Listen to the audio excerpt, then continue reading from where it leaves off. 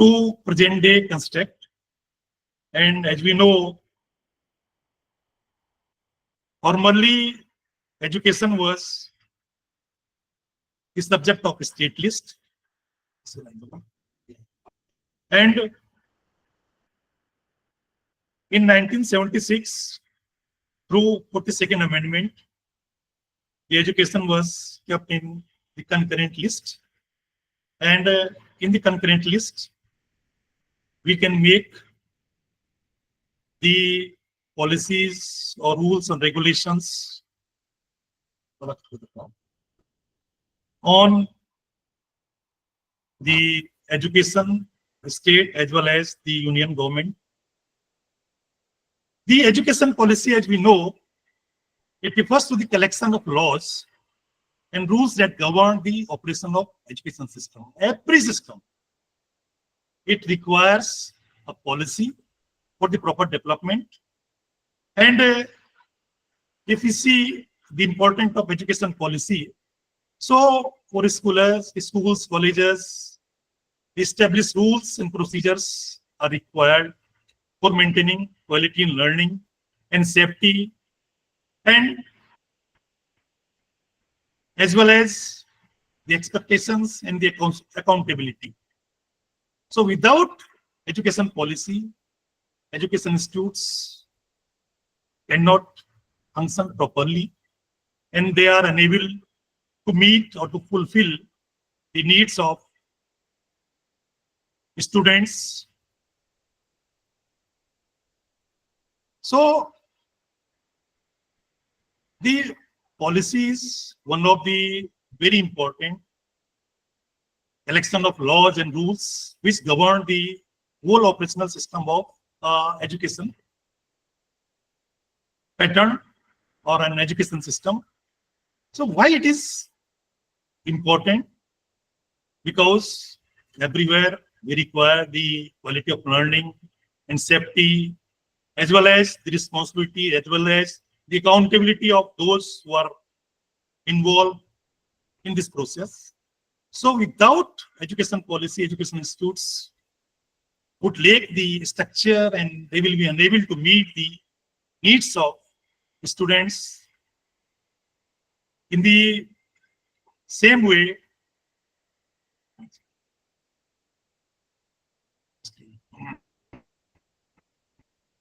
if we see in historical background,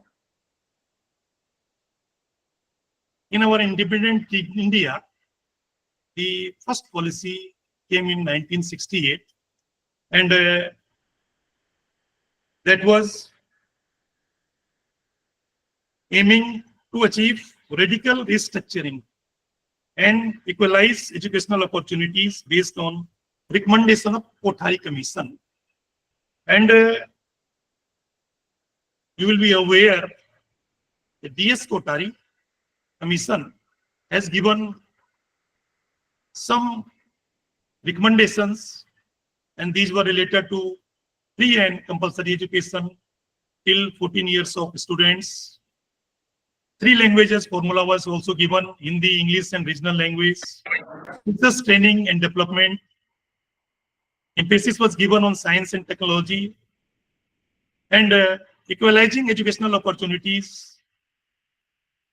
And in the other main features of that policy were promoting natural integration and focus on vocational education system. Again, NEP 9086 was introduced, new policy came, and the main aim of that new policy was to establish a national system of education, ensuring the equal access and quality for all students, regardless of caste, creed, and sex or religion. So it focused on removing disparity for women, SC, ST, and other deprived classes. And the emphasis was improved quality of elementary education through reforms and teacher training. So after some time in 1992, some new provisions have been made in the 1986 policy and universality of primary education, improving secondary education quality, and ashram schools for tribals were included.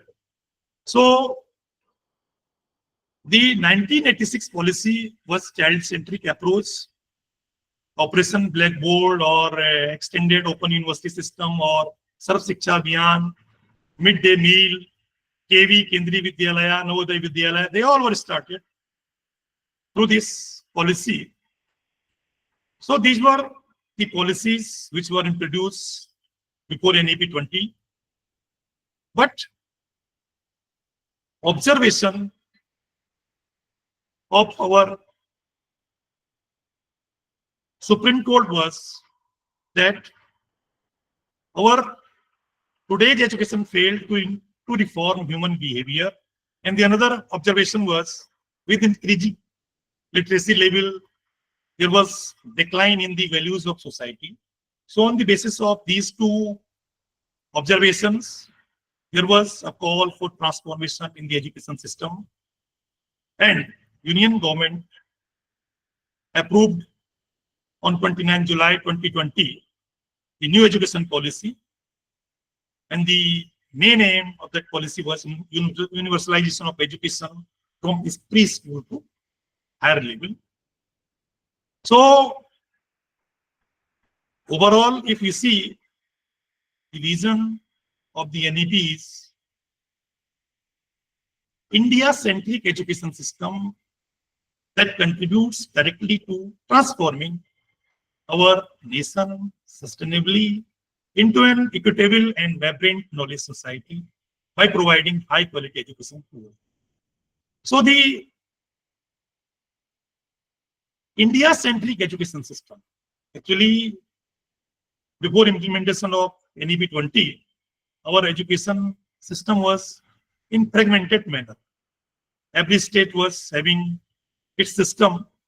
So the purpose of the NEP was India-centric, with one and whole system for the whole country, and to improve the qualities of education for all from basic to higher education. The other visions, as you all are from different universities, colleges, and I think you will be aware regarding the various provisions which have been kept in NEP 20. There is the provision of multidisciplinary undergraduate system. जैसा कि आप जानते हैं, पहले से अलग अलग fragmentation में हमारी अलग अलग फैकल्टीज के हिसाब से arts faculty, science faculty, commerce faculty, education faculty, they all were in the separate disciplines, and the students who has taken in the admission in any particular discipline or any particular faculty, there was no option for him to. In the science student was not able to read the art subject, history, political science, or the students of arts faculty was not able to know something or take the optional subjects as physics, chemistry, or mathematics. So this multidisciplinary undergraduate system has been introduced, and multidisciplinary universities and colleges in every district. There is provision of establishing multidisciplinary universities and colleges in every district. Institutional autonomy is given, and through this NEP 20, there is the target to establish only 3 types of institutions in future. The one, teaching intensive university, the another one, research intensive university, and the third one is institutional autonomy.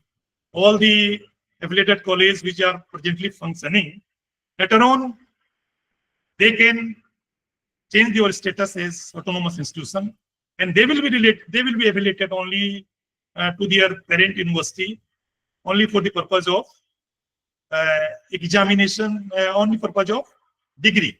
They will be affiliated.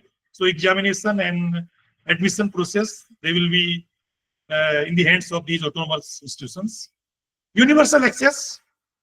Presently, before implementation of 2020 NEP, only there was provision of 3 years bachelor degree. Now this NEP 20 has given us the students can do their 4-year bachelor degree. There is another vision ensuring quality early childhood care. There is provision of Bal Batikas for the students. Excuse me, sir. Yeah. Can we keep this conversation in while language, sir? Yes, Please. of course. I said try to keep it bilingual. जो दूसरा जो process था वो ensure करना कि childhood care के बारे में स्टूडेंट जो भी कोई भी बच्चा जब प्रवेश लेगा तो बाल वाटिका में प्रवेश लेगा और 3 साल तक वो बाल वाटिका में पढ़ेगा, उसके बाद वो क्लास 1 और क्लास 2 में आगे जाएगा। तो वही हमारा जो स्ट्रक्चर है 5+3+4 यानी 5 साल में 3 साल वो बाल वाटिका में पढ़ेगा, रहेगा, खेलेगा, सीखेगा, लर्निंग प्रोसेस थ्रू प्ले 5 में से 3 साल, और जो 2 साल यानी जो पहला यानी चौथा साल बाल वाटिका में उसका जो होगा वो क्लास 1 और दूसरा साल क्लास 2 में। उसके बाद जो 3 साल हैं वो 3rd, 4th और 5th, उसके बाद के 3 साल 5th, 6th, 7th and 8th, and remaining 4 years 9th, 10th, 11th, 12th. So the school education is 5+3+3+4 और न्यू कैरिकुलम स्ट्रक्चर ये तैयार हो गया है पूरे बेसिक से लेकर के माध्यमिक तक। कहीं कहीं सब जगह लागू भी हो गया है, कहीं इम्प्लीमेंटेशन के फेज में है, कहीं प्रोसेस में है, और यूनिवर्सिटीज में मोस्टली ये स्ट्रक्चर अडॉप्ट कर लिया गया है। और सब्जेक्ट्स का कोई हार्ड सेपरेशन इसमें इस तरह का प्रोविजन नहीं है कि हम हार्ड सेपरेशन रखें कि ये साइंस का है, साइंस ही पढ़ेगा, आर्ट्स का सब्जेक्ट नहीं पढ़ सकता है। तो इस तरह का प्रोविजन मल्टी डिसिप्लिनरी अप्रोच अपनाई गई है। इसके साथ साथ इक्विटेबल और इंक्लूसिव अप्रोच यानी समाज के हर वर्ग के लिए ये प्रोविजन रखा गया है कि वो इक्वल अपॉर्चुनिटीज उसको मिले। और जैसे मैंने अभी आपको चर्चा की आपसे कि 4 year multi disciplinary bachelor degree का प्रोविजन है और इसमें भी मल्टीपल एग्जिट और मल्टीपल एंट्री पॉइंट्स रखे गए। सपोज कोई विद्यार्थी बीए, बीएससी या बीकॉम में एडमिशन लेता है और 2 सेमेस्टर पार कर लेता है, 1 साल के बाद जो एज पर रूल जो प्रोविजन है उसके हिसाब से वो उतने क्रेडिट अर्न कर देता है, तो वो बीच में छोड़ करके उसकी अगर कोई व्यक्तिगत कोई परेशानी है या कोई और वजह है तो वो छोड़ के जा सकता है, उसको सर्टिफिकेट मिल जाएगा कंसर्निंग फैकल्टी का 1 साल के बाद, और with in 3 year he can come back, वो बात वापस आकर के फिर वो 3rd सेमेस्टर में यानी 2nd ईयर में वो एडमिशन ले सकता है। वो प्रोसेस पूरे उसके 3 साल 4 साल तक या पूरे सेमेस्टर तक चलता रहेगा। तो ये मल्टीपल एग्जिट इसमें है और मल्टीपल एंट्री भी इसमें है, ये प्रोविजन रखा गया है। इससे पहले ये होता था कि अगर 2 साल की पढ़ाई करने के बाद कोई छोड़ के चला गया तो उसको फिर शुरुआत से करना पड़ता था, तो ये एक सहूलियत इसमें दी गई है। इसके साथ साथ एकेडमिक बैंक ऑफ क्रेडिट, एक जैसे आपका बैंक में खाता होता है और वो पूरा ऑनलाइन होता है, आप उसको पूरा ऑनलाइन देख सकते हैं, आप उसमें ट्रांसफर कर सकते हैं मनी को। इन द सेम वे एक प्रोविजन रखा गया है एकेडमिक बैंक ऑफ क्रेडिट का, उसमें आपके क्रेडिट जो भी आप अर्न करेंगे वो जमा होंगे और आप 1 साल के बाद या 2 साल के बाद अगर आपका पेरेंट्स का ट्रांसफर हो जाता है, दूसरी यूनिवर्सिटी में आप चले जाते हैं या दूसरे कॉलेज में आप जाना चाहते हैं तो आपके क्रेडिट वो ट्रांसफर हो जाएंगे और आपको वहां एडमिशन मिल जाएगा। तो ये this process has been adopted. इसके साथ साथ इसमें जीडीपी को, ग्रॉस जो डोमेस्टिक जो हमारा प्रोडक्ट है या उसको बढ़ाने की वो रखी गई है, जो अभी प्रेजेंटली ये 3% से नीचे अभी इसमें यूज हो रहा है जीडीपी का एजुकेशन में, तो इसको 4 से 6% करने का एक प्राविधान रखा गया है। और इसके साथ साथ प्राइमरी लेवल पे बच्चों को पढ़ाने के लिए ये प्रोविजन है कि वो अपने मदर टंग में पढ़ सकते हैं, रीजनल लैंग्वेजेस में पढ़ सकते हैं, क्योंकि इनिशियल स्टेज में अगर बच्चे को कोई चीज सिखाई जाती है तो कंपैरेटिवली वो अपनी मदर टंग में अगर सीखता है तो जल्दी वो उस चीज को अडॉप्ट कर लेता है, जल्दी सीख जाता है, उसकी लर्निंग प्रोसेस और फास्ट हो जाता है। इसके साथ साथ वोकेशनल एजुकेशन रखा गया है। वोकेशनल और स्किल एजुकेशन की वजह से पढ़ते पढ़ते नॉलेज बढ़े, उसकी कौशलता बढ़े, उसकी क्षमता बढ़े, ये प्रोविजन रखा गया है जिससे कि वो छात्र आगे उसको जॉब अपॉर्चुनिटी अधिक से अधिक हो।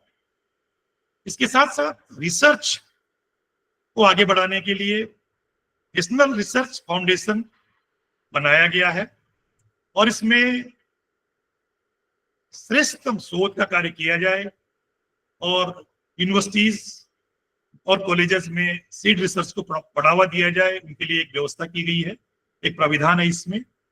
इसके साथ साथ इसमें होलिस्टिक और मल्टीडिसिप्लिनरी एजुकेशन की अप्रोच, जैसे कि आपने देखा है, वो किया गया है।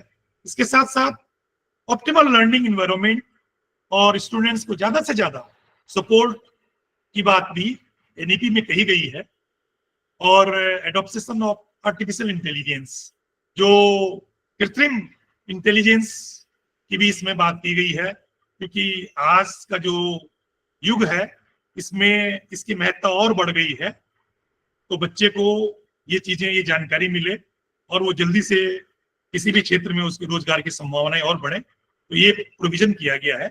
इसके साथ साथ multi disciplinary education and research universities की बात कही गई है कि और हर डिस्ट्रिक्ट में एक मेरू को स्थापित करने की बात रखी गई है।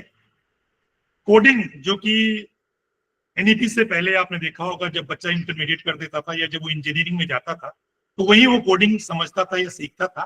तो इसमें ये प्रयास किया गया है कि इनिशियल स्टेज में जब वो सेकेंडरी या आपके हायर सेकेंडरी स्कूल्स में जाए तो कोडिंग भी वो सीखे। इसके साथ साथ उसके टैलेंट्स के हिसाब से, उसके इंटरेस्ट के हिसाब से वो अपने सब्जेक्ट्स को चूज करे, ये व्यवस्था इसमें की गई है। और ग्रोस एनरोलमेंट रेशियो को बढ़ाने की बात की गई है और 2030 तक इसको और ज्यादा बढ़ा करके 100% की करने की बात की गई है। और ये भी प्रोविजन रखा गया कि 50% अगर 2025 तो हो जाए, तो ये टारगेट रखा गया है।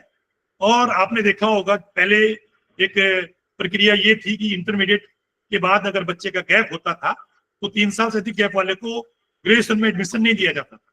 लेकिन अब जो गैप का जो प्रोविजन है ये इसमें खत्म कर दिया गया है एनईपी के तहत, जिससे कि प्रत्येक छात्र को पढ़ने की आजादी मिले, वो पढ़े, उसको एडमिशन मिले, जिससे कि हमारा जीईआर ज्यादा से ज्यादा बढ़े।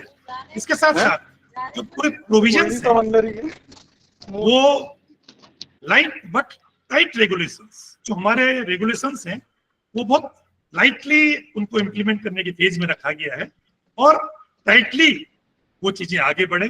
और जैसा मैंने इससे पहले आपको बताया कि मल्टीपल एंट्री और मल्टीपल एग्जिट का प्रोविजन इसमें रखा गया है। आप ये देखें, इसमें जो पहले का सिस्टम था 10+2 और ये हमारा आज का जो सिस्टम है जिससे मैंने आपसे चर्चा की, ये 5+3+3+4 ये प्रोसेस अडॉप्ट कर लिया गया है और ये इस एनईपी का मेन प्रोविजन है।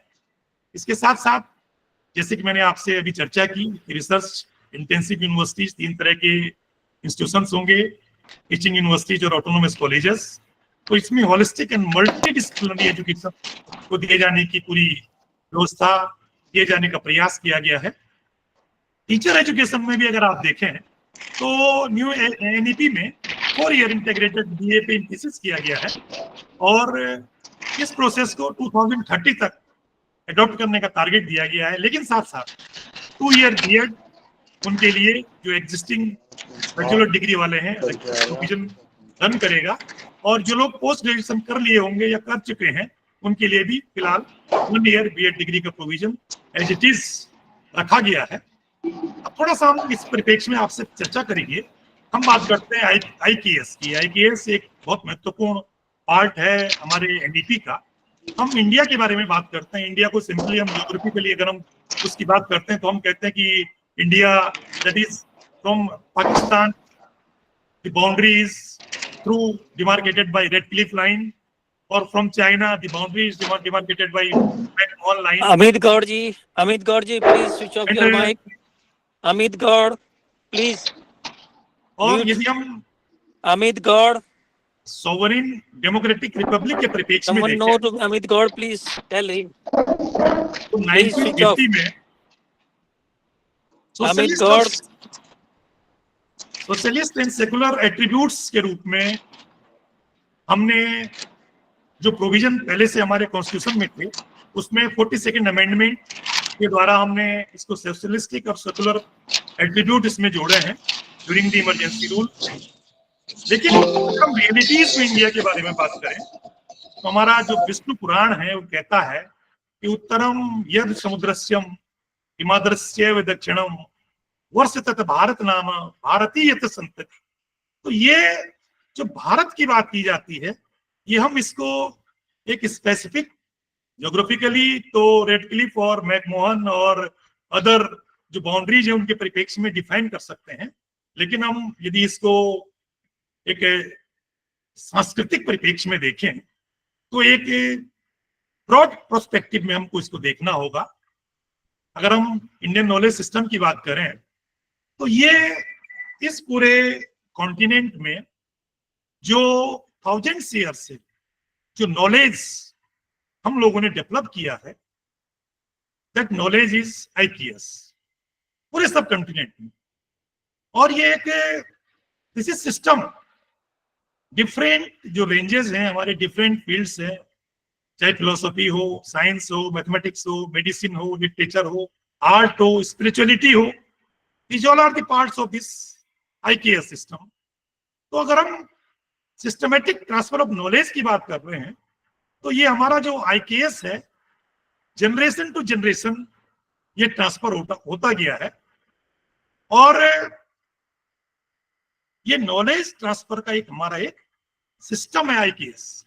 और यदि हम इसको देखें तो ये इंडियन सब कंटिनेंट में थाउजेंड्स ईयर से डेवलप होता रहा है। वाइड रेंज ऑफ फील्ड्स जैसे मैंने आपको बताया सब इसमें शामिल हैं। अब इसके परिप्रेक्ष्य में यदि हम देखें तो इसके ज्योग्राफिकली देखें तो अखंड भारत की हम बात करते हैं, अनडिवाइडेड इंडियन सब कंटिनेंट की बात करते हैं। डेमोग्राफिकली अगर हम देखें तो जो यहाँ सब्सटेंशियल अमाउंट में जो यहाँ पैदा हुए हैं, जो यहाँ इसकी मिट्टी से घुल मिल गए हैं, यहाँ की धरती से, यहाँ की संस्कृति से, यहाँ जो प्रैक्टिसेस हम अपना रहे हैं उनसे घुल मिल गए हैं, डेमोग्राफिकली ये चीजें हैं। और इस पूरे भारत में बहुत से ट्रेवलर्स आए हैं, उनके बहुत से लेख हैं, अकाउंट्स हैं, बहुत उनके ट्रांसलेट किया गया है। लेकिन जो फॉरेनर्स ने लिखे हैं वो अबाउट IKS है, दैट इज नॉट IKS। तो इस परिप्रेक्ष्य में यदि हम देखें, अगर हम नॉलेज की बात करते हैं तो जो इंडियन विजडम और इनसाइट से, उनके गहरे अनुभव से, उनके ऑब्जर्वेशन से, जो हमारे मनीषी हुए हैं उनके प्रयोगों से, उनके विश्लेषण से, उनके द्वारा जो आर्गुमेंट किए गए, उन सब से जो हमारा ज्ञान आगे बढ़ा है दैट इज नॉलेज। और अगर हम फॉर्मल रिपोजिटरी ऑफ नॉलेज की बात कर रहे हैं तो हमारे लिटरेरी सोर्सेस में वो ऑल इनफॉर्मल रूप से भी वो है। और अगर हम डोमेन की बात करते हैं तो तीनों डोमेन, वो चाहे आध्यात्मिक हो, स्पिरिचुअल, धार्मिक हो, रिलीजियस, और other social and day to day के जो इश्यूज हैं, इन तीनों डोमेन्स को लेकर के वो आगे बढ़ता है। सिस्टम की अगर हम बात करते हैं तो हर चीज का एक सिस्टम होता है, ठीक वैसे ही यहाँ पे एक स्ट्रक्चर्ड मेथोडोलॉजी है और क्लासिफिकेशन ऑफ स्कीम्स है जो उस कॉर्पस ऑफ नॉलेज में समाहित है। तो इंडियन नॉलेज सिस्टम वो इंडियन लैंग्वेजेस में भी है, जैसे पाली में, प्रकृति में, संस्कृत में, मलय में, कन्नड़ में, तमिल में, मराठी में, तेलुगु में, हिंदी में, सारी उसमें है। और तीन तरह से वो है, ग्रंथों के रूप में है, मौखिक रूप में है, कुलाचार के रूप में। कुलाचार का मतलब कुल के हिसाब से जो आचार व्यवहार विचार जो हम आगे बढ़ाते हैं दैट इज कुलाचार। तो जो IKS है वो आउटसाइड प्रिज्म, इंडिया के आउटसाइड प्रिज्म के रूप में उसको नहीं देखा जाना चाहिए। और अगर वो ट्रांसलेटेड फॉर्म में है तो वो भी ठीक रूप से हम उसको समझ नहीं पाएंगे, क्योंकि हमारे बहुत से शब्द हैं, मैं जैसे आप लोगों से कहूं कि हम इन शब्दों के अगर हम अंग्रेजी अनुवाद करें तो संभवतः आपको कहीं वो अनुवाद नहीं मिल पाएगा अंग्रेजी में। हम हिंदी में पुण्य की बात करते हैं, नैवेद्य की बात करते हैं, प्रसाद की बात करते हैं, अभिषेक की बात करते हैं, तीर्थ की बात करते हैं, अध्यात्म की बात करते हैं। तो ये हमारे Indian knowledge, Indian culture, Indian languages से निकले हुए शब्द हैं, जिनका आपको दूसरे के द्वारा जो अनुवाद किया गया है उसमें इन शब्दों का सही अनुवाद आपको नहीं मिलेगा। इसी तरह अगर आप देखें, हमारा जो सर्वोच्चतम न्यायालय कहता है ये तो धर्म तत्व जय, ये उनका एक जो शीर्ष वाक्य है। इसी तरह हमारा जो संसद है उसका भी शीर्ष वाक्य है धर्म चक्र परिवर्तन है, turning of wheel of law, क्योंकि ये चक्रानुक्रम में आवश्यकता के हिसाब से ये कानून बनाता है। तो हम यदि आईकेएस की बात करें तो ये through education system, through industrial system, through scientific system, through commercial system, through management system, health system, environment system, इन सब के परिप्रेक्ष्य में आगे बढ़ता है। और यदि हम देखें तो हमारी जो भारतीय भाषाएं हैं, दुर्भाग्य से उनको जो अटेंशन मिलना चाहिए था, जो उनकी केयर मिलनी चाहिए थी, वो नहीं मिली। और इसी कारण लगभग 220 जो हमारी भाषाएं हैं हम उनको पिछले 50 वर्षों में खो चुके हैं। और हमारे यूनेस्को ने 197 जो भारतीय भाषाओं को इंडेंजर्ड घोषित कर दिया है। तो हमको इन सब भाषाओं को इनको बचाने के लिए, इस रिच लैंग्वेजेस को आगे बढ़ाने के लिए काम करना पड़ेगा। इसीलिए हमारी सरकार के द्वारा एक भारत श्रेष्ठ भारत अभियान चलाया गया है, जिससे सांस्कृतिक रूप से हम समृद्ध हों, एक दूसरे क्षेत्र के कल्चर से हमारे विद्यार्थी, हमारे नागरिक पूरे परिचित हों। हम अगर सिविलाइजेशन की बात करें तो कुछ सिविलाइजेशन जो वर्ल्ड में आगे बढ़ी हैं, वैदिक सिविलाइजेशन, सिंधु सरस्वती, ग्रीक, सुमेरु और लिका, क्रोशिया, माया, और इसके अलावा बहुत सी सिविलाइजेशन, वैदिक सिविलाइजेशन जो हमारी रही है, ठीक है ना, ये ओवर टू टाइम ये आगे बढ़ी हैं। इनमें लोगों ने माइग्रेट हुए हैं, इन्वेशन हुए हैं, कुछ उसके कारण रहे होंगे। और यदि हम आईकेएस की अगर हम बात करें तो IKS, Indian knowledge system, is basically based on Vedas. हमारे जो वेद हैं, जो ऋग्वेद, अर्थवेद, यजुर्वेद, सामवेद, इन सब पे शुरुआती रूप से ये आधारित है। और यदि हम भगवत शास्त्री के परिप्रेक्ष्य में बात करें तो भगवत शास्त्री कहते हैं कि भारतीय ज्ञान परंपरा एक सनातन गंगा प्रवाह है, जो एक चेन के सदृश है, इसमें कोई अवरोध नहीं है, ये गंगा की तरह निरंतर प्रभावित हो रही है। और एक रूपक के रूप में यदि हम देखें तो सोर्स ऑफ नॉलेज, यदि हम 4 वेदों की बात करें तो गोमुख, यदि हम एक केवल एक इसको रूपक के रूप में मैं बताना चाह रहा हूं आपको कि जो हमारे, यदि हम ये मान लें जो 4 वेद है वो गोमुख है, और उस गोमुख से गंगा निकल रही है, तो वेद आगे बढ़े, उनका ज्ञान आगे बढ़ा। तो जैसे जैसे गंगा देव प्रयाग में आई तो उसमें हमारे ब्राह्मण ग्रंथ और उपनिषद आकर के नए सर्जित होकर के उसमें समावेशित हो गए देवप्रयाग में आकर के। देवप्रयाग से गंगा आगे बढ़ी। देवप्रयाग आप लोग जानते हैं जो भागीरथी और अलकनंदा का संगम है, जहां से आगे गंगा एकमात्र गंगा के रूप में ये नाम दिया जाता, आगे बढ़ती है। और जैसे जैसे उसमें वो आगे बढ़ी तो हरिद्वार पहुंचते पहुंचते उसमें सारे हमारे जो शास्त्र हैं, सांख्य है, योग है, न्याय है, वैशेषिक है, वेदांत है, मीमांसा है, वो सब उसमें आकर के मिल गए हरिद्वार में जाकर के। और जब वो मैदान में प्रभावित होने लगी तो उसमें विभिन्न ज्ञान परंपराएं समावित हो गई और वो सारे के सारे पूरे भारत देश में फैल गई। तो ये अगर हम रूपक के रूप में कहें तो this is one of the best example of IKS, जिसमें सारी चीजें समावित हो रही हैं। और हम यदि हम बात करें तो हमारे मिडिल ईस्ट में 3 जो क्या कहते हैं धर्म प्रभावित हैं, जूडिज्म, क्रिश्चियनिटी, इस्लाम। और वो लोग कहते हैं कि भगवान आकारहीन है लेकिन गुणहीन नहीं है। आईकेएस में क्या है? आईकेएस कहता है कि ह्यूमन सेंट्रिक, हमारा जो आईकेएस इंडियन नॉलेज सिस्टम है ये ह्यूमन सेंट्रिक है। जिसमें हमेशा मानव कल्याण की बात की जाती है और श्रेष्ठता पहली बात मानव कल्याण ही है। इसमें इसमें जो कलेक्शन ऑफ वैल्यूज है और सर्वे संतु निरामया सर्वे भवन्तु सुखिनो सर्वे संतु निरामया की बात इसमें की गई है। इसमें तीन चीजें, नियम है, संयम है और श्रद्धा है। यानी हम रूल के हिसाब से चले, नियम के हिसाब से चले, कंट्रोल रखें, श्रद्धा संयम रखें। अगर हमको 2 रोटी की जरूरत है तो 2 ही रोटी खाएं, 3 न खाएं, 4 न खाएं, जिससे कि हम स्वस्थ भी रहें और एक संयम भी बना रहे और श्रद्धा भाव हम अपना दिखाएं। तो इंडियन के परिप्रेक्ष्य में अगर हम नॉलेज की बात करते हैं, इंडियन नॉलेज सिस्टम के परिप्रेक्ष्य में, तो हमारे यहाँ नॉलेज इज प्यूरिफायर। अगर वेस्टर्न परिप्रेक्ष्य में देखें तो knowledge is power, but they से नॉलेज इज पावर। लेकिन हमारा जो इंडियन नॉलेज सिस्टम कहता है कि नॉलेज प्यूरिफाई करता है हमको। तो यदि हम शादी के परिप्रेक्ष्य में अगर हम बात करते हैं तो हमारे यहाँ शादी एक मिलन है, एक संस्कार है। और आप कहीं भी जाते हैं या कोई भी शादी का जोड़ा जाता है तो जहां भी जाता है वो उन संस्कारों को आगे बढ़ाता है और उसको जहां भी जाता है, भारत के किसी के कोने में चला जाए, चाहे तेलुगु पीपुल के साथ मिला जाए, कन्नड़ के वालों के पास चला जाए, तमिल वालों के पास चला जाए, तो वो उसी श्रद्धा भाव के साथ में उस जोड़े को वही सम्मान देते हैं। चाहे भाषा उनके समझ में ना आती हो, लेकिन उनके जो हाव भाव होते हैं उससे वही सम्मान उसको मिलता है और वो जोड़ा भी वही सम्मान देता है। तो ये हमारी भारतीय ज्ञान परंपरा या भारतीय हमारी श्रद्धा या भारतीय हमारे जो हम रूल्स की बात करते हैं, श्रद्धा की बात करते हैं, उसका एक श्रेष्ठतम प्रमाण है।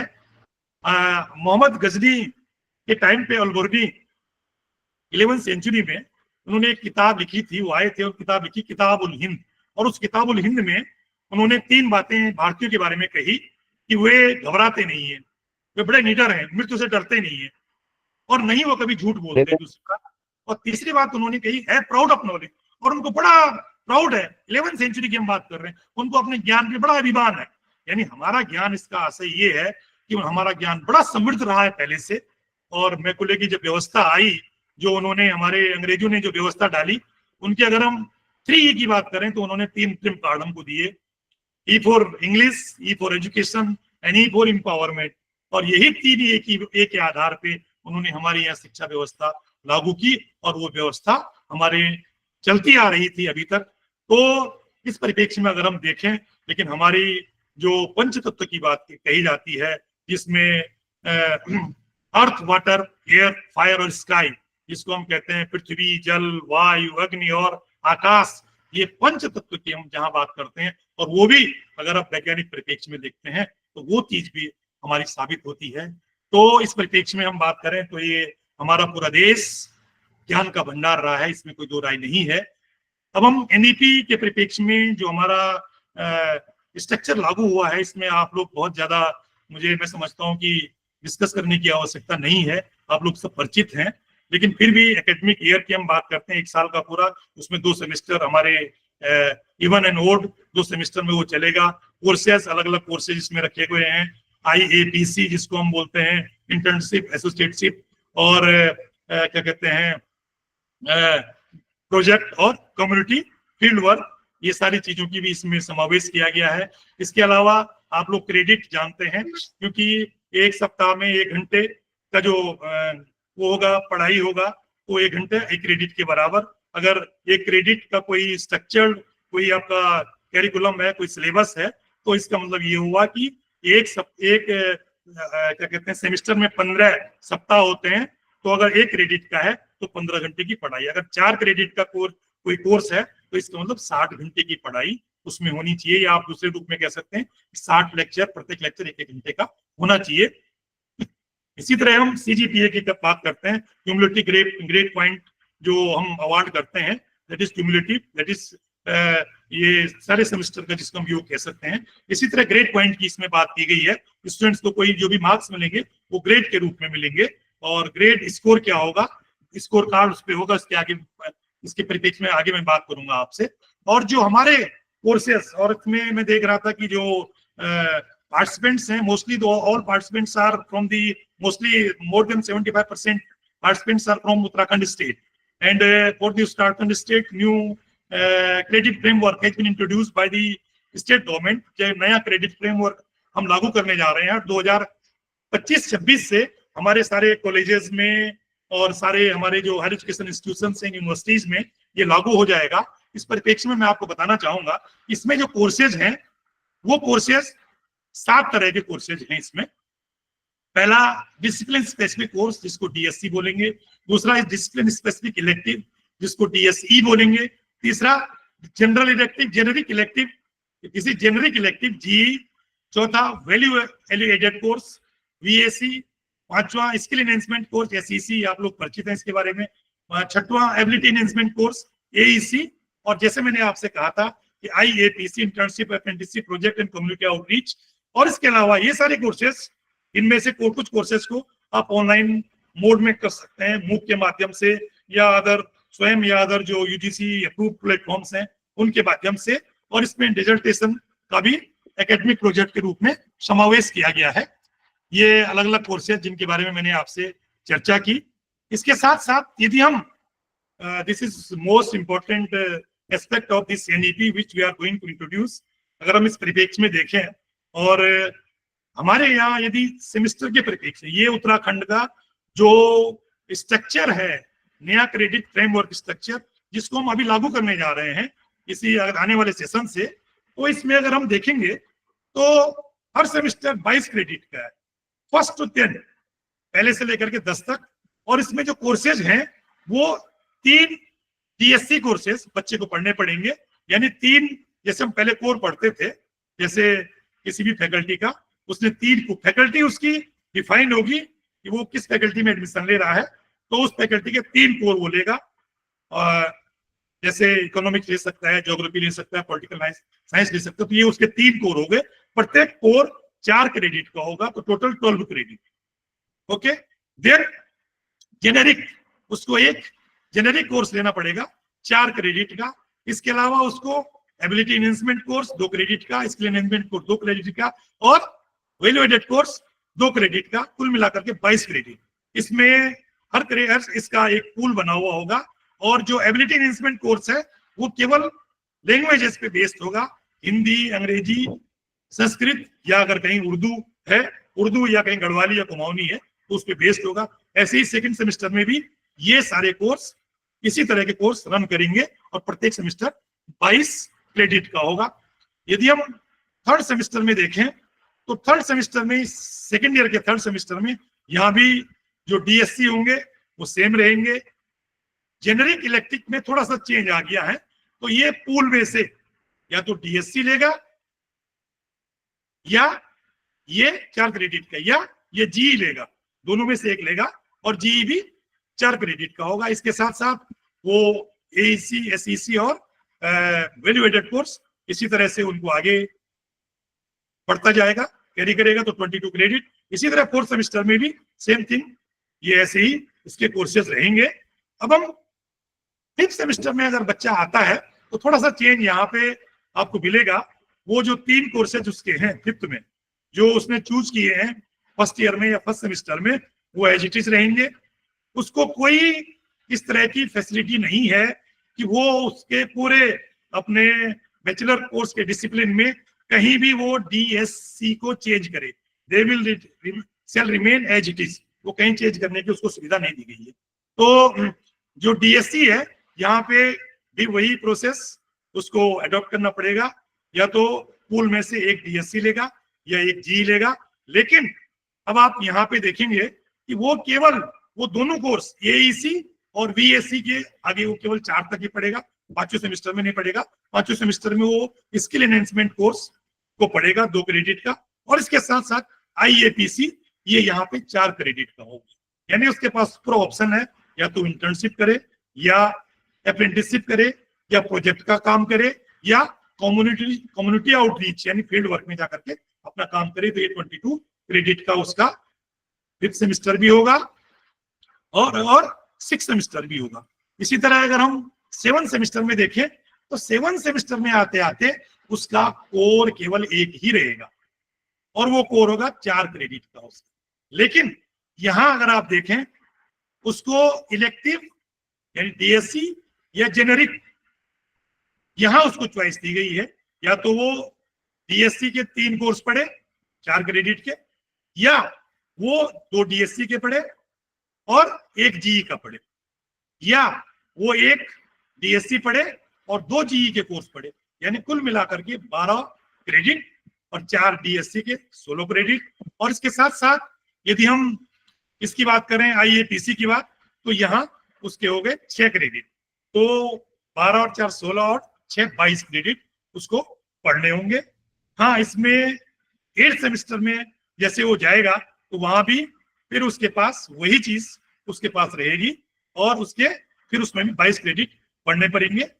अब इसमें थोड़ा सा मैं आपको इस चीज में क्रेडिटी देना चाहूंगा।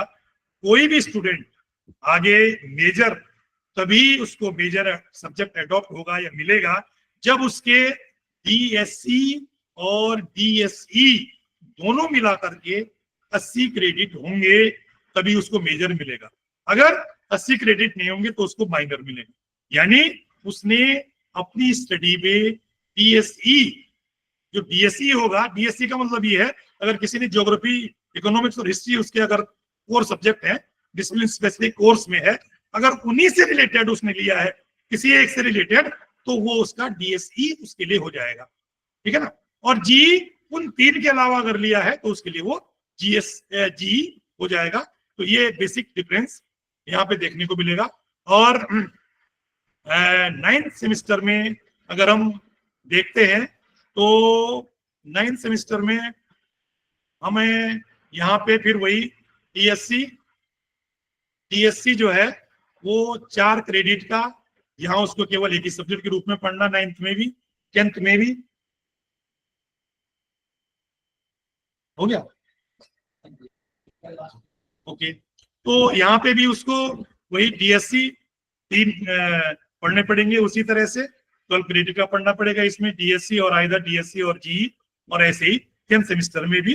तो और इधर डिसर्टेशन उसको करनी पड़ेगी आईएपीसी के अंतर्गत, या उसके पास माइनर में डिसर्टेशन करे, या वो एंटरप्रेन्योरशिप पे काम करे, या एकेडमिक प्रोजेक्ट करे। तो कुल मिलाकर के उसको 9th और 10th सेमेस्टर भी उसको 22 क्रेडिट का पढ़ना पड़ेगा। इसी तरह ये एक अलग से बैचलर फील्ड स्टडी का, डिसिप्लिन का, एक ऑनर्स का अलग से एक टेबल बनी हुई है। तो इसके बारे में, क्योंकि वही प्रोसेस डिसिप्लिन स्पेसिफिक का भी इसमें अपनाया गया है, मोस्टली बहुत ज्यादा डिफरेंस नहीं है, लेकिन ऑनर में उस पर्टिकुलर सब्जेक्ट को वो आगे बढ़ाते हुए जाएगा।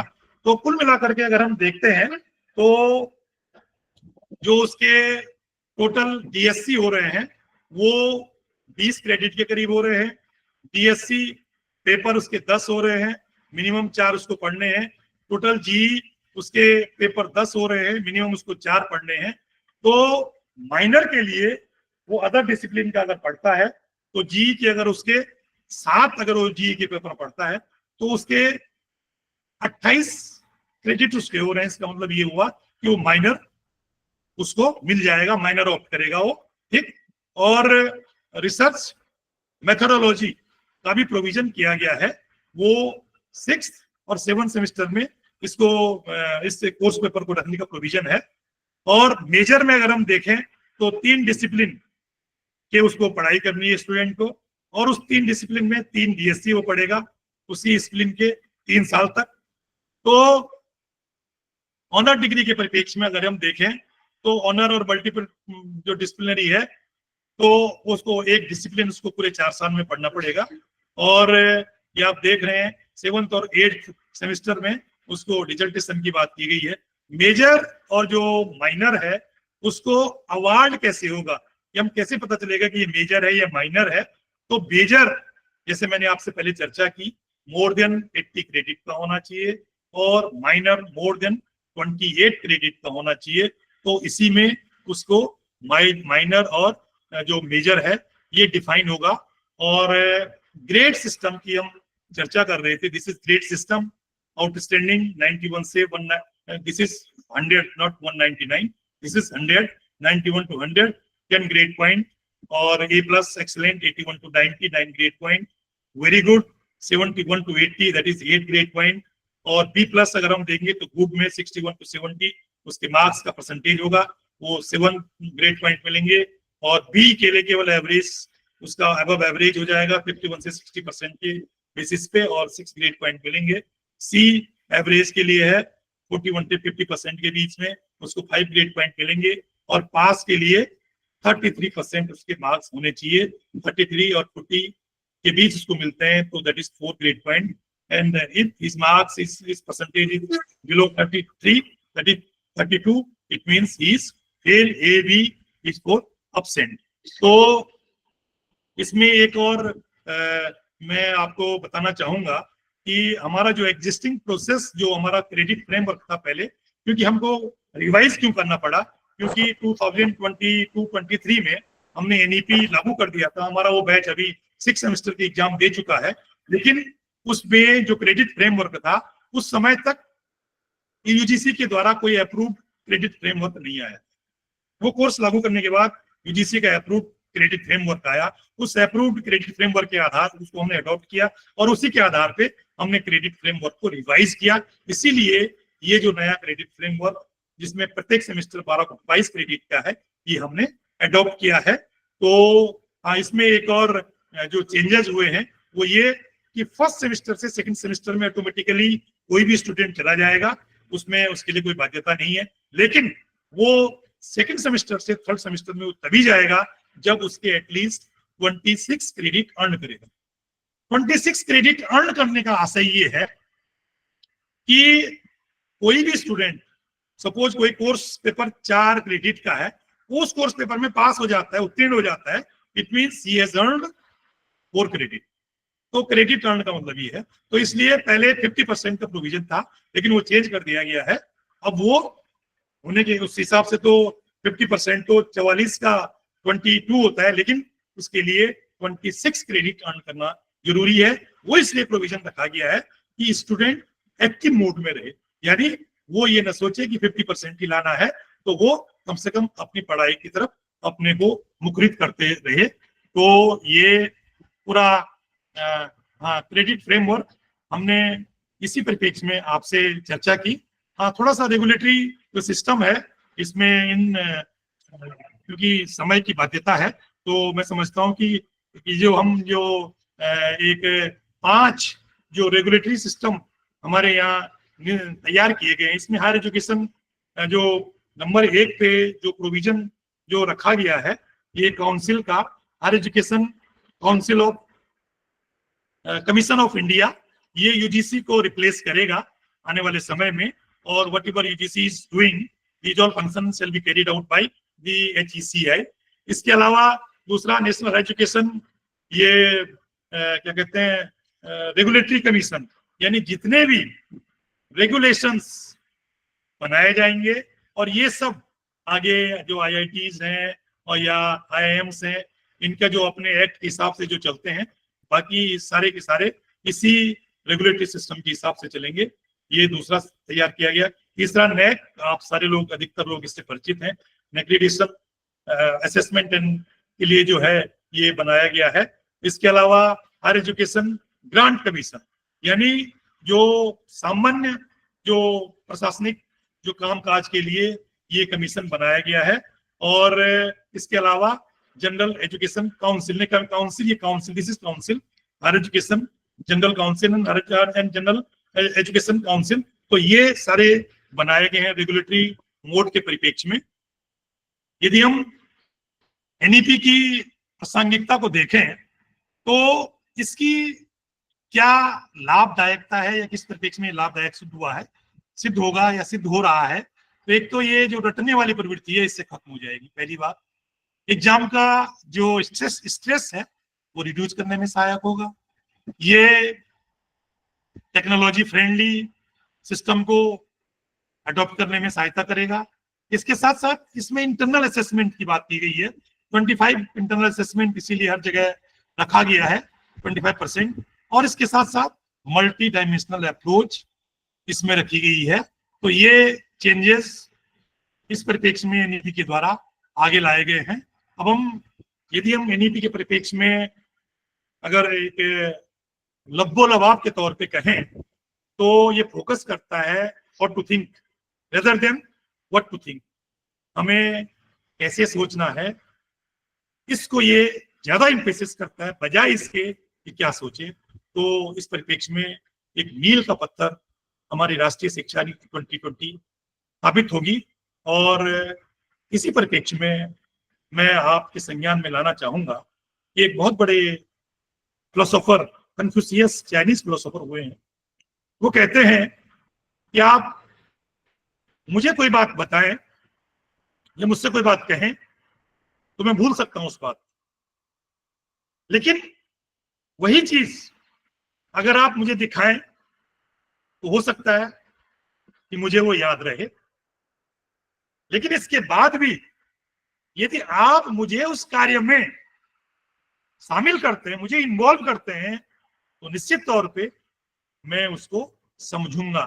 तो कहने का मेरा आशय ये है कि हम एनईपी के माध्यम से हमको अधिकतर मौके मिलेंगे कि हम इसमें अपने आप को इन्वॉल्व करें, प्रैक्टिकली चीजों को समझें, और समझने के बाद स्वतः हम लोग इसको समझेंगे और एक छात्रों को हम एक उज्जवल भविष्य देने में सफल साबित होंगे। तो इन्हीं शब्दों के साथ आपको धन्यवाद। और इस परिप्रेक्ष्य में यदि आपकी कोई क्वेरीज हो या कोई इस तरह का कोई आपकी कोई शंका हो तो मैं कोशिश करूंगा कि आपकी क्वेरीज, आपकी शंका का समाधान करूं। धन्यवाद।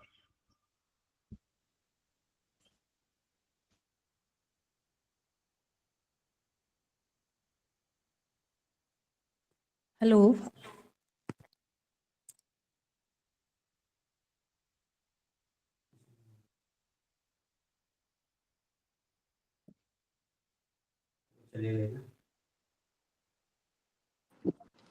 Hello. हाँ, Ji हेलो sir. See, जी। connectivity issue is here. Uh, is any question from anybody? Dear participant, this is the NEP 2020 which is implemented in coming session 25-26. You have so many queries. So please ask Goswami sir and clear your views. Anybody? Hello. Yes. Good afternoon, sir. Pranam, sir. Doctor Sir, myself, Dr. Indu Tiwari from Government Degree College, Nainiranda. Am I audible, sir? जी madam जी बताएं। जी sir, आपने एक point बताया था ना कि कितने क्रेडिट्स होने पे स्टूडेंट को मेजर पेपर मिलेगा और कितने पे माइनर। सर थोड़ा सा वो स्किप हो गया है, थोड़ा आप उस पॉइंट को क्लियर करेंगे सर अगेन? बिल्कुल डेफिनेटली। Thank you sir. इसमें जो कोर्सेस के बारे में मैंने आपसे चर्चा की थी, अगर कोई भी स्टूडेंट, उसको ऑप्शन है, आपने देखा होगा कि 4th सेमेस्टर के बाद उसके पास ये ऑप्शन है कि या तो वो DSE सेलेक्ट करे, डिसिप्लिन स्पेसिफिक इलेक्टिव, और या वो जेनेरिक सेलेक्ट करे। ठीक है ना? जी सर। अगर वो डिसिप्लिन स्पेसिफिक इलेक्टिव सेलेक्ट करेगा और वो भी उसके अपने जो 3 DSC है, डिसिप्लिन स्पेसिफिक कोर है, या आपको इस तरह से समझ सकती हैं, अगर किसी विद्यार्थी ने एडमिशन लिया है BSc फर्स्ट सेमेस्टर में और Yes, उसका sir.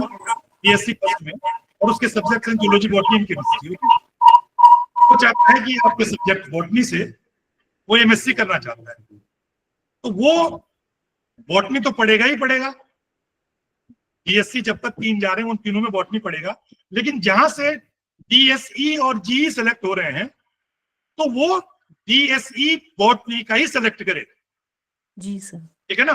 तो बॉटनी का DSC सेलेक्ट करेगा तो ऑटोमेटिकली जैसे ही वो चौथे साल में पहुंचेगा या 5वें साल में पहुंचेगा, चौथे साल तक आते आते उसके जो क्रेडिट हैं, या चौथे साल पूरे करने पे उसके जो क्रेडिट हैं, वो क्रेडिट उसके 80 और अबव 80 हो जाएंगे। ठीक है ना? तो वो MSc बॉटनी उसको मिल जाएगा। मेजर तभी मिलेगा जब उसकी 80 क्रेडिट होंगे, तो वो उसके जो 4th ईयर है फोर्थ ईयर में बॉटनी मिल जाएगा और फिफ्थ ईयर में नेचुरली उसको बॉटनी मिल जाएगा। तो ये बेनिफिट है कि वो मेजर में ही उस पर्टिकुलर सब्जेक्ट में, और इसका बेनिफिट ये मिलेगा कि अगर वो कहीं टीचिंग में जाना चाहता है, कि वो असिस्टेंट प्रोफेसर बनना चाहता है, तो बॉटनी में वो एमएससी मेजर के साथ में मिलेगी। That is the of getting point credits. Yes sir. Anything else? जी sir, Anybody? Thank you sir. Anybody? जी सर, मेरा प्रश्न है जी मैडम। सर। जी बताइए हाँ। मैडम। सर प्रेजेंट में जो एनईपी मतलब एडमिशन होंगे जो फर्स्ट सेम के, जी सर उसमें जानना था कि डीएससी में बच्चा कितने सब्जेक्ट चूज करेगा, एएससी में क्या करेगा, वोकेशनल क्या होगा, और अगर साइंस का बच्चा है तो क्या वो आर्ट्स का लेगा, या आर्ट्स का है तो क्या वो साइंस का लेगा एई में या एएससी में? Okay okay madam. कोई भी बच्चा जब एडमिशन लेगा तो उसकी तो फैकल्टी डिफाइन होगी, वो आर्ट में जा रहा है, साइंस में जा रहा है या कॉमर्स में जा रहा है, वो इसके बेसिस पे कि उसने 10+2 किस उसमें किया है, ठीक है ना। जी ओके, या जी। जो भी हो वो किसी एक पर्टिकुलर फैकल्टी में एडमिशन लेगा। अगर साइंस वाला तो बीएससी में जाएगा, वो बीएससी के कोई भी 3 सब्जेक्ट चूज करेगा। अगर मैथमेटिक्स से है तो पीसीएम, जूलॉजी से है तो जेडबीसी, ठीक है ना। अगर वो आर्ट्स फैकल्टी में ले रहा है तो कोई 3 सब्जेक्ट, वो सब्जेक्ट उसके डीएससी कहलाएंगे, डिसिप्लिन स्पेसिफिक कोर, ठीक है ना। और डीएससी मैंने आपको बता दिया डीएससी क्या होगा। हर सब्जेक्ट में अगर आपका सब्जेक्ट ज्योग्राफी है तो ज्योग्राफी का डीएससी भी बना होगा और ज्योग्राफी का डीएसई भी बना होगा। ऑलरेडी सिलेबस में बनी हुई है वो चीजें, ठीक है ना। लेकिन उसके अलावा जो जीई है उसका एक पूल बना हुआ है, जो एबिलिटी एनहेंसमेंट कोर्स है उसका पूल बना हुआ है। Pool means list of courses. ऐसे ही जो वैल्यू एडेड कोर्स है उसका भी पूल बना हुआ है। ऐसे ही एसईसी है उसका भी पूल बना हुआ है। अब ये वो बच्चे को पूरी वो है कि किस सेमेस्टर में वो एसईसी, वीएसी, एईसी वो डिफाइन है कि फर्स्ट सेमेस्टर के लिए ये, सेकंड के लिए ये, थर्ड के लिए ये, तो उस पूल में से वो चूज करेगा। जी, एसईसी, वीएसी और एईसी, इनके पूल में से चूज करेगा।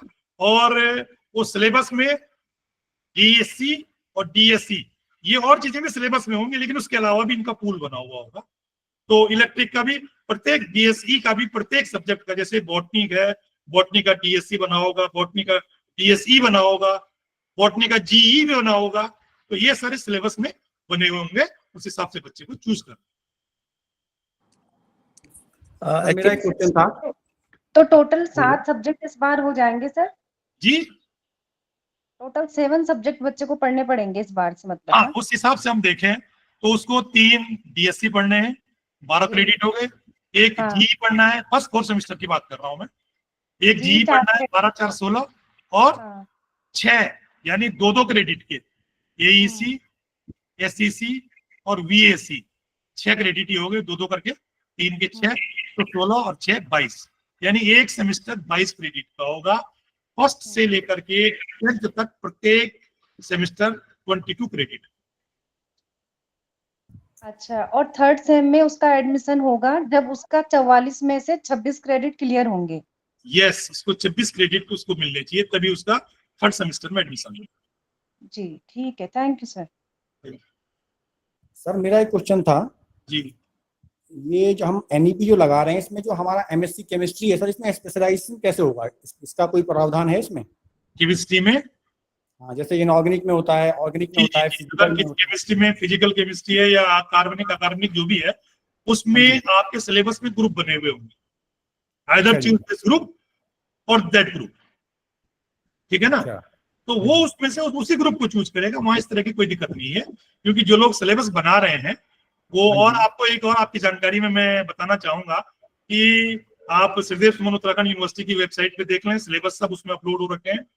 आप कुमाऊं यूनिवर्सिटी की वेबसाइट पे देख रहे, उसमें सिलेबस आपको मिलेंगे, तो वहां से भी आपको ज्यादा क्लियरिटी मिल जाएगी कंसर्निंग सब्जेक्ट का सिलेबस देख। ठीक सर, ठीक। सर एक्चुअली लोगों की क्वेरी ये थी कि जैसे पिछली बार तक हम क्या करते थे कि 2 मेजर सब्जेक्ट देते थे। एक कहा गया था कि स्पेसिफिक वो मेजर इलेक्टिव या फिर माइनर में से एक सब्जेक्ट जो है अदर फैकल्टी से होना चाहिए, जी, तो वो क्या उस तरीके का प्रावधान इस समय भी है? नहीं नहीं, इस समय इस तरह का प्रावधान कर दिया गया है, ठीक है अच्छा, ना। सेम फैकल्टी, सारे Same- सब्जेक्ट सेम फैकल्टी से। आपको थोड़ा सा मैं ये बता दूं कि जी का प्रोविजन तो वैसे ये है कि आप जो 3 DSC पढ़ेंगे उसमें से जी नहीं होना चाहिए फर्स्ट और सेकंड सेमेस्टर में, ठीक है ना। लेकिन अब जो हमने समर्थ के थ्रू आप ये सारी चीजें, क्योंकि इसमें थोड़ा सा चेंजेस मैं देख रहा था, उनका ये कहना है कि DSC से ही जी भी ले सकते हैं, तो इसमें कोई वो दिक्कत नहीं। लेकिन मैं बेसिक डिफरेंस बता दूं, मैं DSC और जीई में बेसिक डिफरेंस क्या है। DSE और जीई में देखिए, जो आपके DSC है उसी पे बेस्ड जो कोर्सेज हैं, उसी सब्जेक्ट से रिलेटेड जो कोर्सेज हैं, ठीक है ना, वो DSE में रखे गए हैं। लेकिन अगर कोई बच्चा, सपोज कोई ए स्टूडेंट है और उसके 3 सब्जेक्ट हैं, ज्योग्राफी, इकोनॉमिक्स और हिंदी, इन 3 में से अगर कोई वो लेता है किसके रूप में, DSE के रूप में, इन्हीं में से कोई लेता है, ठीक है ना, तो वो DSC हो गया। लेकिन अगर वो इन 3 से हट करके लेता है तो वो जीई हो गया। जीई का मतलब ये हो गया कि कोई भी स्टूडेंट जिसने उस सब्जेक्ट्स को इंटरमीडिएट में भी नहीं पढ़ा है, वो केवल बेसिक चीजें पढ़ना चाहता है, तो उसके लिए वो जीई हो गया। यानी DSC में स्पेसिफिक उस सब्जेक्ट का होगा, जीई में भी उस सब्जेक्ट का हो सकता है, लेकिन वो बेसिक होगा, वो स्पेसिफिक नहीं होगा। That is the difference. Hello sir one more question please. जी हेलो हाँ, पूछिए पूछिए मैडम। सर आपने अभी वेबसाइट पे सिलेबस के रिगार्डिंग जो हमको इन्फॉर्मेशन दी, तो सर मैंने वेबसाइट में अपना ही बॉटनी का सिलेबस सर्च किया था, तो वो अभी ड्राफ्ट फॉर्मेट में मोड में शो हो रहा है sir. Is it final syllabus? This is draft. Actually, it will be finalized. Nowadays, we are going to organize board of study. या sir Yes. I am okay board sir. Of study चल रही है, आज भी हमारी board of study हो रही है, ठीक है ना। तो Yes, sir. उसमें उसको फाइनलाइज किया जाएगा और जी, फाइनल sir. होने के बाद वो हमारी वेबसाइट पे अपलोड कर दी जाएगी, इसीलिए उसमें ड्राफ्ट नाम दिया गया है। Yes sir, that's okay sir. Okay sir, thank you so much sir. Hello जी। सर। यस यस सर मेरी आवाज सुनाई दे रही सर? यस, आपकी आवाज। Yes yes. सर मैं डॉक्टर काशिदे बोल रहा हूँ, पुणे महाराष्ट्र से। ओके, सर मेरा सवाल ये है कि अभी अब तक आपने बताया कि स्टूडेंट ने कौन सा बच्चे लेने सब्जेक्ट चूज करना चाहिए, इस बारे में आपने बहुत अच्छी जानकारी दी है, लेकिन अध्यापकों के बारे में भी थोड़ा सा सोचना चाहिए, बरोबर ना सर? जब ये एनईपी और प्रोफेसर की यानी टीचर के वर्कलोड पर इसका कोई असर कोई हो सकता है क्या सर? बिल्कुल असर पड़ेगा। और एनईपी में ये भी प्रोविजन है, जो कोर्सेस जैसे मैंने आपको बताया, एबिलिटी एनहांसमेंट कोर्स है, वैल्यू एडेड कोर्स है या स्किल एनहांसमेंट कोर्स है, उन सब्जेक्ट्स के कोई टीचर नहीं है अभी भी स्पेसिफिकली, वो पर्टिकुलर सब्जेक्ट्स के लिए है, ठीक है ना। तो इसमें जो प्रोविजन एनईपी ने किया है, उनका ये कहना है कि 40% कोर्स आप ऑनलाइन कर सकते हैं, ठीक है ना। लेकिन आपने जो क्रेडिट अर्न किए हैं, उन क्रेडिट को वो ऑनलाइन भी करेंगे, वो यूजीसी के द्वारा अप्रूव्ड प्लेटफॉर्म से, स्वयं है या मूक है, उसके माध्यम से बच्चा वो कोर्स कर लेगा और वो अपने क्रेडिट को ट्रांसफर करेगा किसमें, अपने जो यूनिवर्सिटी का जो उसका अपना जो एकेडमिक बैंक ऑफ क्रेडिट बना है, उसमें वो कोर्स को ट्रांसफर कर देगा उस क्रेडिट को। तो एक तो 40% ऑनलाइन वो कर सकता है। दूसरा, ये भी प्रोविजन है कि इंस्टीट्यूशनल लेवल पे जो इंस्टीट्यूशन है, वो उन स्टूडेंट से उन कोर्स के लिए एक इस तरह का एक कॉर्पस फंड तैयार करे। उस कॉर्पस फंड में एक पर्टिकुलर अमाउंट ऑफ फी वो निर्धारित करके उस कॉर्पस फंड से व्यवस्था कर सकता है टीचर्स की, और वो टीचर्स इस तरह के कोर्सेज को पढ़ा सकते हैं। मैं मानता हूं कि जो इंफ्रास्ट्रक्चर में टीचर की जो नंबर ऑफ टीचर्स बढ़ने चाहिए, ये अभी अंडर कंसिडरेशन ये प्रोसेस है एडीपी के तहत भी। तो मैं समझता हूँ, उम्मीद करते हैं कि भविष्य में जो नंबर ऑफ टीचर्स एज पर यूजीसी नॉर्म्स वो पोस्ट क्रिएट होंगे और टीचर्स अपॉइंट होंगे, जिससे कि इस समस्या का आगे समाधान होगा। यानी कि तो एनईपी में नए टीचर को रिक्रूटमेंट करना कोई इसमें कोई प्रावधान है ही नहीं है। अभी जो ड्राफ्ट है उसमें ये इंफ्रास्ट्रक्चर को बढ़ाएंगे, जो हमारे पास जो ये चीजें हैं, क्योंकि ये डिपेंड करता है क्योंकि आपका स्टेट, क्योंकि जो भी इस तरह की प्रोसेस है तो ये तो स्टेट का वो हो जाता है। तो इसमें ये कोशिश सेंट्रल गवर्नमेंट की तरफ से है कि हम मैक्सिमम फंड बढ़ाएं, और फंडिंग जब ज्यादा होगी तो पोस्ट भी क्रिएट होगी, तो पोस्ट क्रिएट होगी तो निश्चित तौर पे आपका जो वर्णन है वो आगे बढ़ेगा। लेकिन समस्या ये है कि एज पर यूजीसी नॉर्म्स जो पोस्ट है वो क्रिएट नहीं है, तो वो क्रिएशन का प्रोसेस स्टेट गवर्नमेंट को आगे बढ़ाना। Thank you sir, thank you.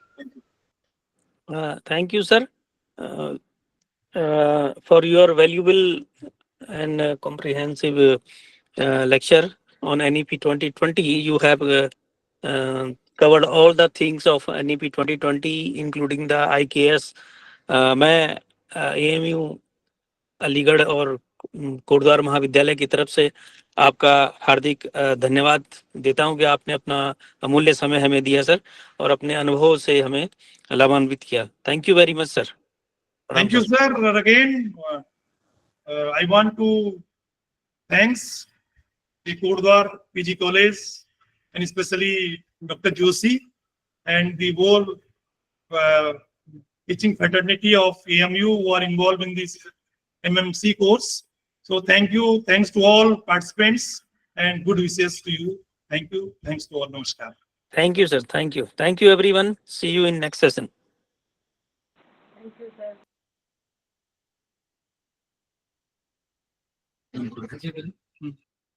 Thank you, sir.